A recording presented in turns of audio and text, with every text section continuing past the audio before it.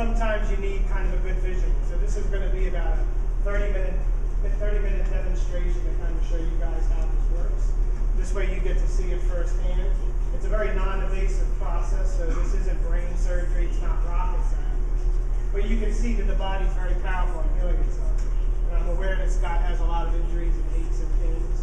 So, you know, sometimes it's really cool to watch how quickly the body can, you know, put itself in a good position to heal without force. And this isn't really about using force. So today I'm going to show you how I evaluate and then basically how I react. And then if you guys have any questions. This really changed my life because I was pretty crippled. And so I'm passionate about showing and sharing with many people, give you the opportunities to see how quickly and how strong your body is at healing itself. Yeah, real quick, how many sessions does it typically take to be for that? So that's a great question, and it varies on the person. You know, so sometimes when your body is basically its own healer. So the opportunity is you can heal in one session or you can heal in a few sessions. On average, clients always average about 3 to 5 to get the best results. So sometimes you can get amazing results, but it might not hold as long. And so it's always good to come back a couple times to just keep reinforcing it to make the results hold as long as you can. If you've had an injury for, say, 20 years, you know, you've just had this constant ache, you know, you can feel great in one session, but if you're extremely active, you might not be aware of activities that are creating it. So the goal is to come back in a week and to see what strengthened, what didn't, and kind of just reinforce that. So it's kind of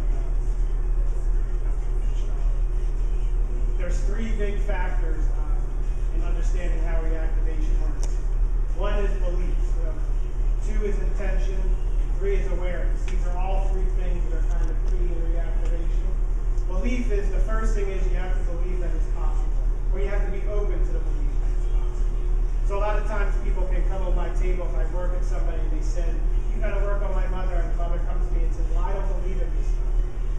So basically, if you don't believe that this can help you, it won't help you, because you're the one, you heal yourself. I'm not really healing you. I mean, I'm working with you. And that goes with the second rule, which is intention, where the goal is you have to intend and make the priority be that you want to heal. So this isn't really medical. So if Scott has major arthritic knees and says, I have arthritis, I want them helped, well, that's a medical concern. But Scott comes to me and says, you know, my knees are really arthritic, and when I'm walking up downstairs, I feel a tremendous amount of pain. Well, then that's a goal. We could say, well, the intention of the session will be, can we get you to walk up and down without feeling pain?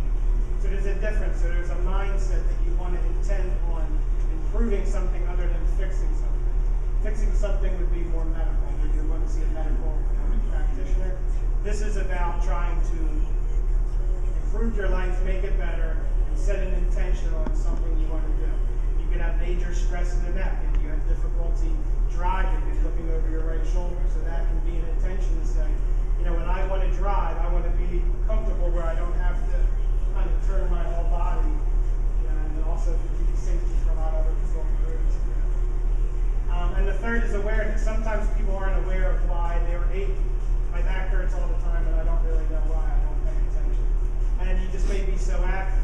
So through this evaluation process, you may discover different things. I once had a client who had a major shoulder pain. And he was a personal trainer, so he was very aware of his body. And his form was really good, and he couldn't figure it out. And through the evaluation process, he was weak in a wrist flexion. And so it was like this. I said, well, what are you doing like this? And he thought you would be weak. And here he was cleaning his house, and he was carrying his daughter. And it was aggravating him as he did it, because he had to hold on to her. He couldn't put her down if she was crying. And he created an imbalance in his arm like this. So he wasn't even aware that that was a possibility. He was focusing on form and everything being straight, but just his grip alone was what was uncomfortable. So once we became aware of what that was, and we reactivated it, strengthens, he found an alternative way to clean. So he became aware of what the stress was, and then eventually he felt no more shoulder. And so these 3 things are kind of key to how this will work. So to today, before we start, I'm going to give you a metaphor, because this is about healing within. So the language and communication can be very different. So the goal is to really get on the same page, because really, if I talk about how I learned it, it would sound like I'm speaking a foreign language. And you see a lot of faces like, well, what is he talking about? So this is about a natural way. So nature is a great indicator to kind of show you how this works. So I'm going to start off with a metaphor. And the metaphor is I'm going to describe a river. So if you can imagine a river that has many branches of water, each branch nourishes the soil and provides all the nutrients of life for that area. If there's a blockage in that river and that water cannot flow downstream, that area immediately becomes disturbed. Which what will happen is the soil starts to dry up, fish can't breathe, and then the local population starve and go elsewhere to find food, creating havoc on other branches. So my goal is to just try to patch that soil. The lack of water and nutrients that's provided from that river that's blocked is going to prevent that area from thriving like it once was. But if I go and I can remove that blockage and allow that water to flow downstream, eventually the natural cycle of life will continue. Nothing has to happen, it happens all on its own. In our body, we have the same natural cycle of life that happens. It resonates with nature. It's a river of information. Sometimes in the West they call it chi or life. So there's a river of information that flows through our body that makes everything happen. Makes our heartbeat, our brain function, everything that happens. But sometimes we get these imbalances, and imbalances are blockages in this river. They could be from trauma, if you have trauma, repetitive strain, you have abnormal posture, imbalanced muscles, or stress. Any of these factors are basically a blockage in this river within your body. And if the blockage goes unnoticed or unaware, it starts and can actually manifest into different things, and that's how these injuries kind of happen. And sometimes we're just conditioned to patch the soil. All right, my elbow hurts, I don't know why, and I go and you massage the elbow, you get braces, everything you work on the elbow, but you don't maybe know necessarily where the blockage was, so you didn't really get to the root cause. So this is like taking one step back and saying, let's see if we can find a blockage. If I can find an imbalance or a blockage, and I can remove that, allow the river to flow back in, the natural cycle of life will happen, and healing will occur. And healing is normal. So how would you describe normal? Like not pain, so you just don't feel it anymore. So a lot of times I have clients, sometimes they come to me with like 10 or 15 things, so that's common. So, usually people see me on like the last resort, nothing else has helped, but I do believe that, I want to try something. So we go over with a priority, and that's what we'll do with Scott today. Just to kind of find out, we'll get a history of what's going on and what it is he wants to improve, and then you'll see how I evaluate and how I actually react. It's pretty cool to see how quickly. It looks kind of magical because I'm really just touching, I'm not forcing anything, and then we'll kind of just watch that. If you guys have any questions, you can feel free to ask. Are you triggering to open up the cheek necessarily? So it's not really pressure points, it's an intention. So that's the hard thing. So we could all touch Scott on a different area of his knee, but there's only one variable, and that's kind of what we're thinking about. So basically I've done the work to go in, so I'm looking to heal you from the inside.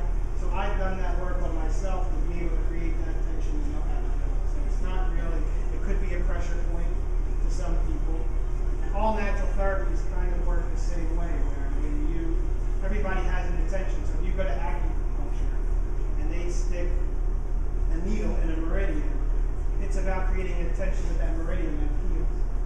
And so this is the same thing where I'm touching different spots with different intentions with a goal to improve either range of motion or strength, which is going to help him with whatever aches and pains he kind of has.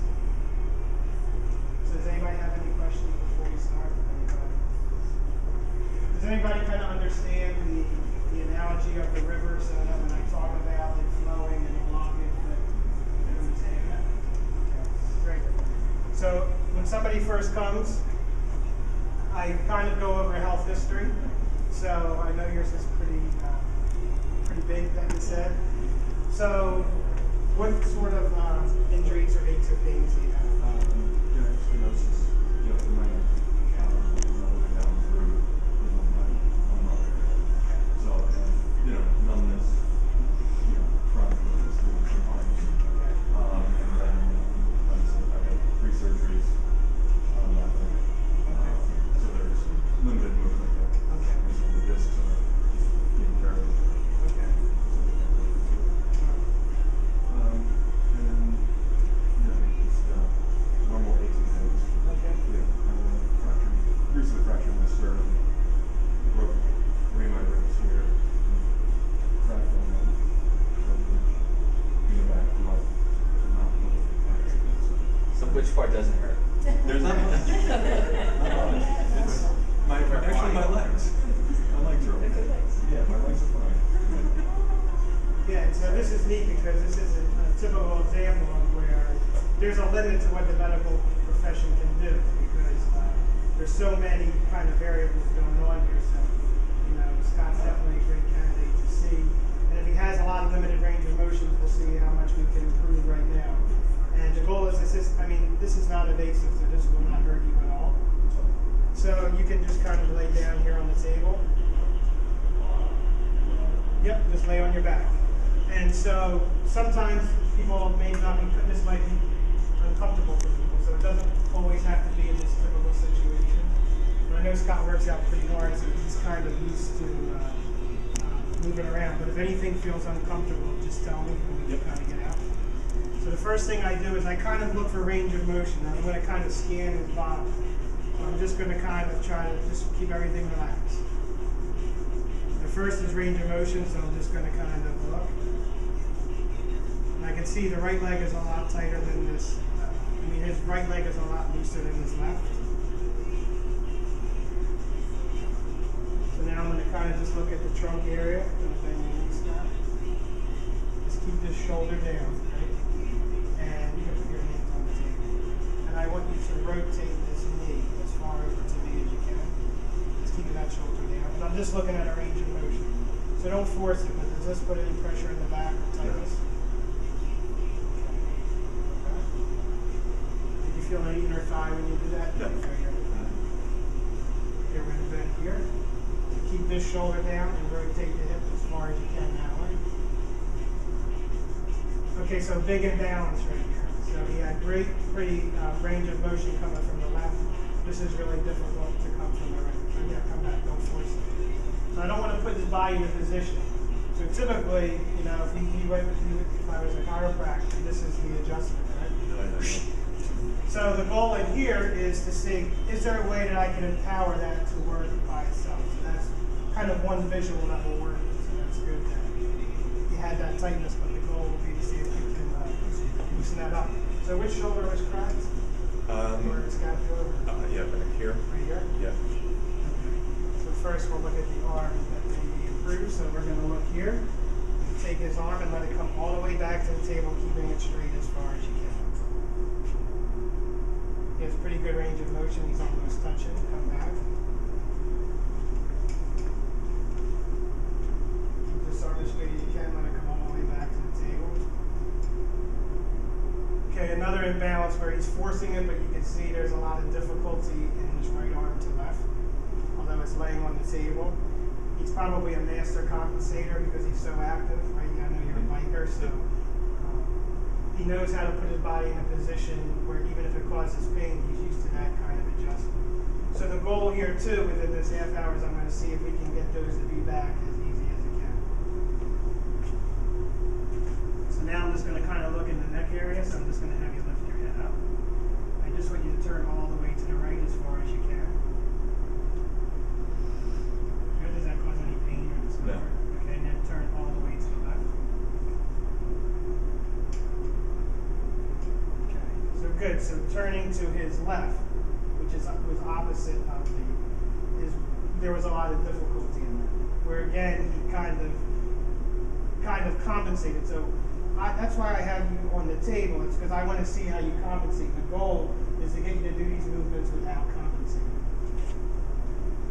So then that's just the range of motion evaluation. Then I do kind of a muscle assessment.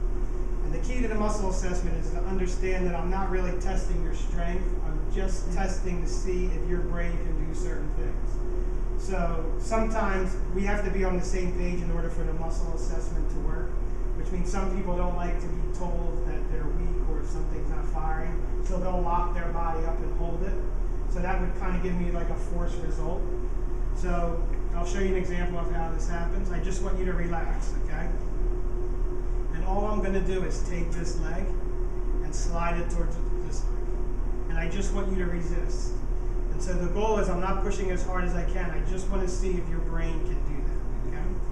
Now let me push the leg in. Ready? Hold. And it's pretty easy. There's no shaking of the muscle. You can see that his body was able to do that. I'm going to try this side. Don't let me push this leg in. Ready? Hold. Okay, so now as I push in here, the body starts shaking. Like he's compensating. It didn't feel as easy as this one. And so sometimes you can have imbalances from just regular muscle. Also emotions can affect this. So I'll show you how that works too. So sometimes, let me just see how this arm is. Keep it straight. Don't let me push it down. Ready. Hold.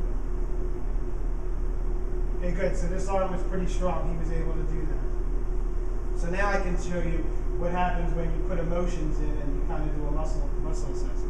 So Scott, I could just have you think of something that you really love, right? I want you to hold this emotion as I do this test, and don't let me push this arm down. So think of something that makes you really happy and that you love. Ready? Hold. And his arm will feel pretty strong. So now I'm going to go opposite, Scott. I'm going to say think of something that really kind of agitates you and makes you angry. Something that really just puts not a good emotion. Don't let me push the arm down. Ready? Hold. Okay, so it's like your body trying to do two things at once. So did you feel the difference? And so we have to realize this too, that when we're emotional, when we're real emotional, our bodies are not functioning optimally. They're functioning, with this kind of burden or this weight on our shoulders. So sometimes within a reactivation session, it's not just physical that can shut their body down, it's also emotional. And sometimes that comes out when you reactivate a muscle, where it isn't common that sometimes if people have trauma, that tears come out of their eyes once you reactivate, because it's almost like a release. That didn't happen to Rich though. He was good. And so what I'm going to do is I'm going to do a muscle assessment on him for kind of a higher energy level system, which is a meridian system, which helps this kind of hold longer. So I'm just going to test to see if there's an imbalance. And the way that I know there's imbalance is I feel a difference in the pressure between the strength and what would show me as weak. Okay, Scott, don't let me push the leg in. Ready, hold. Okay, rest. Now I just want you to kind of turn your head slightly to the right. Okay? Just relax, hold this leg in, and don't let me push this leg in. Ready, hold. Okay, so the body wasn't able to do that. So this is a 12-point reactivation, and when I reactivate, it's just a very light, non-invasive touch, just like this. So it's very non-invasive. So there's 14 points. A lot of these points are on the feet and the forearm. So I'm going to reactivate them real quick.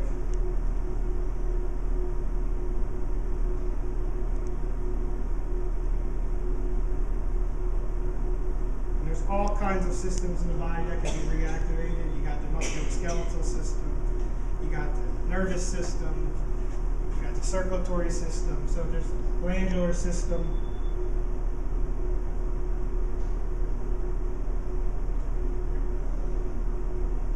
But the goal and the intention is on proving these movements that you saw that were imbalanced. And when you put the body in balance, that's how it heals itself. Everything will always heal when it's kind of at its middle point. So you take the stress factors out of the end points and you'll heal in the middle.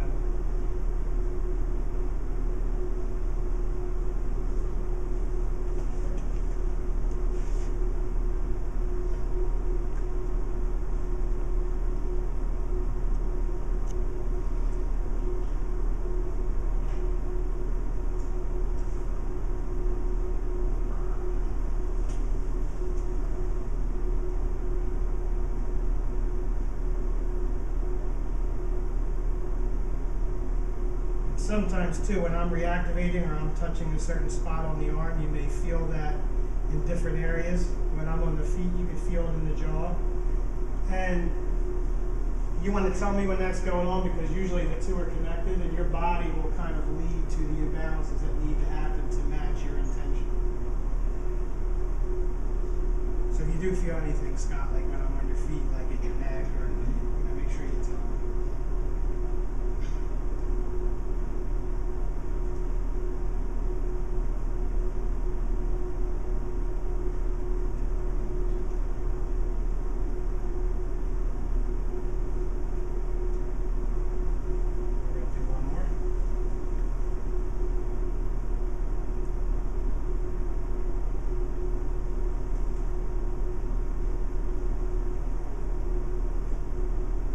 So we just do a follow-up assessment on that one test.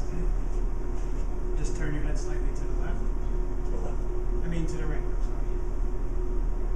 And don't let me push the leg in. You just hold it out within, okay? Ready? Hold. And I just kind of assess, make sure that worked. Now I'm going to kind of go over and see. Sometimes you just see, I don't even have to do the muscle system just to see if some of these imbalances loosen up. So we're just going to kind of bend this leg here. Keeping that shoulder down, I just want you to rotate your hip towards me. So this was the good side, just to see, to compare. And we'll just see if that improved or didn't improve the other side. So keep the shoulder down and just rotate over. Okay, it's a little bit. It's like, this was the arm that was real tight going down. Let's just see if this improves. Come back. Feel that better? Right, and I didn't even have to touch this shoulder. That was just kind of working on the radiuses. Come back. And we're pulling the head up. So I just want you to turn all the way to the right. This was the side that was pretty released. And then we'll turn to the left. Did I feel better going to the left? And so that was just in one. That was just one system.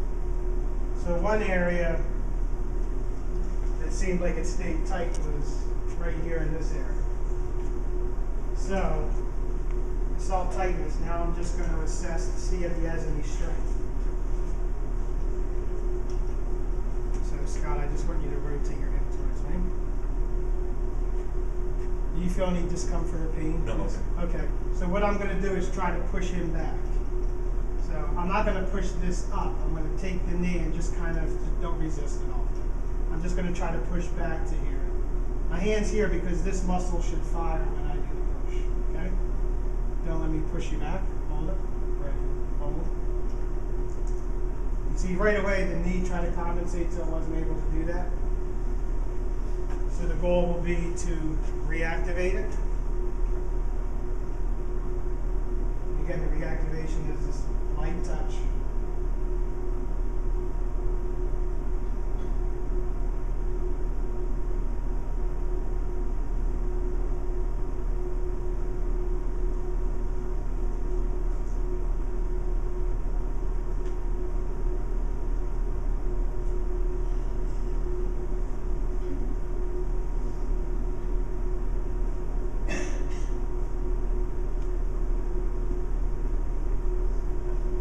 First, we'll see if any range of motion is. So cross.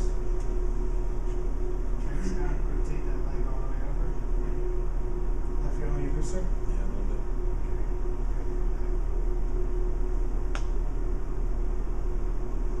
So still some room for improvement to match that other one.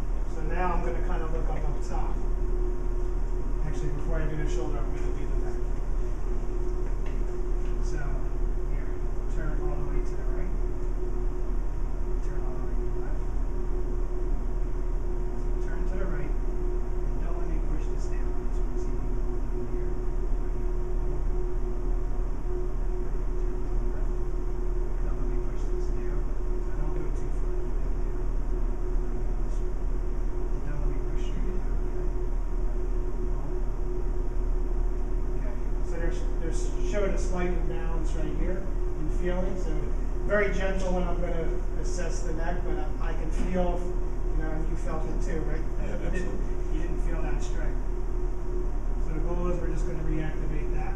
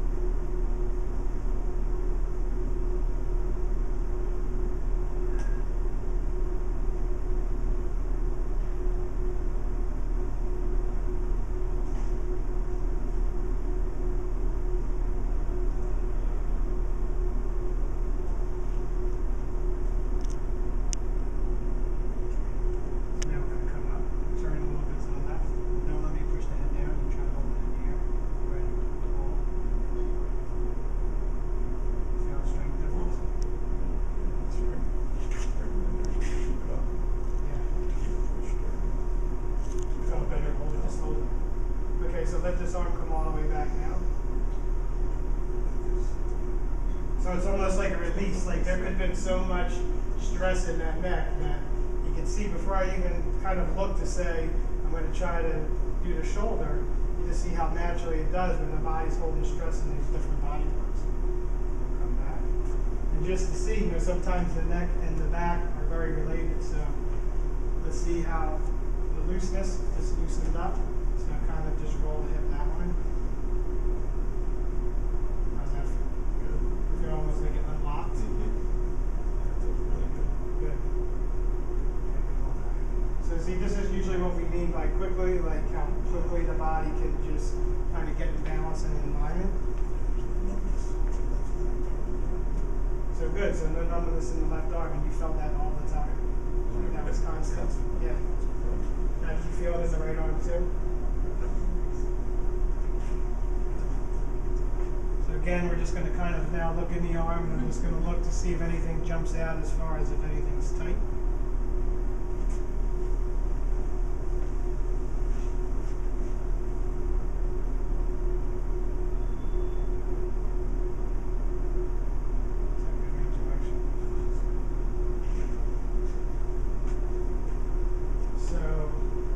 Just see one more thing. I want you to keep this leg straight and lift it up as high as you can. Good. Come back down. Do this one. Okay, so another imbalance where he muscled it up, but there was a lot of difficulty in doing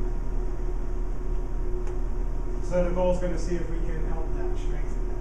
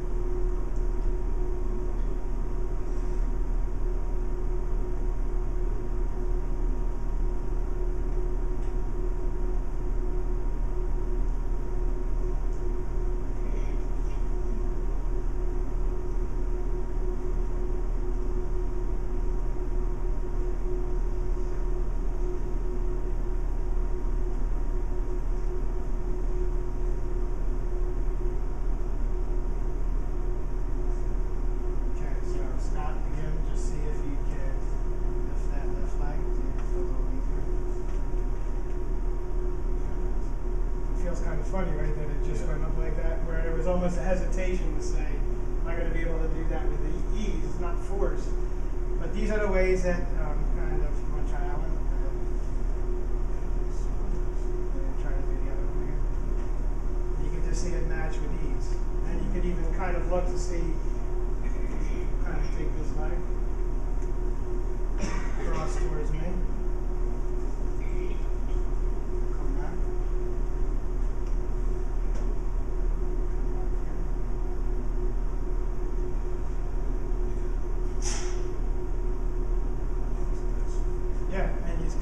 see just basically how, you know, pretty quickly we just got some major imbalances. We'll make a major impact on his trading, and the thing is to see if it can hold up. You know, so you can imagine that if both arms, you know, through weight training you can get a good visual, and if you have both arms and one is comfortable about here, and one is really comfortable out here, overhead exercises may not be the best thing.